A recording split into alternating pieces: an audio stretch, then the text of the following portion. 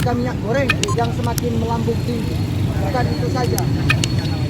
Syeda Ralun, mahasiswa yang tergabung dalam Liga Mahasiswa Nasional untuk Demokrasi atau LMND, Eksekutif Kota Lok Sumawe dan Aceh Utara, berdemo di Taman Riyadhah Kota Lok Sumawe pada Senin 28 Maret 2022. Aksi yang mendapatkan pengawalan ketat dari pihak kepolisian tersebut mengangkat sejumlah persoalan, termasuk masalah harga kebutuhan pokok.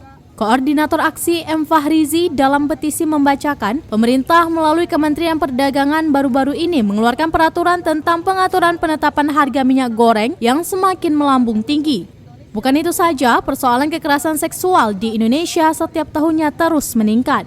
Dalam aksi ini, Eksekutif Kota Lok Sumawe Aceh Utara Liga Mahasiswa Nasional untuk Demokrasi Lok Sumawe Aceh Utara mengatakan sikap meminta kepada pemerintah agar menstabilkan harga kebutuhan pokok menjelang bulan Ramadan, meminta Menteri Perdagangan Republik Indonesia mencabut Permendak nomor 11 tahun 2022 dan kembali pada Permendak nomor 6 tahun 2022 tentang penetapan harga minyak goreng. Pihaknya mendesak pemerintah Indonesia untuk segera mengesahkan RUU TPKS menjadi undang-undang, serta mendesak pemerintah Aceh serius dalam menyelesaikan kasus diskriminatif wartawan di Aceh.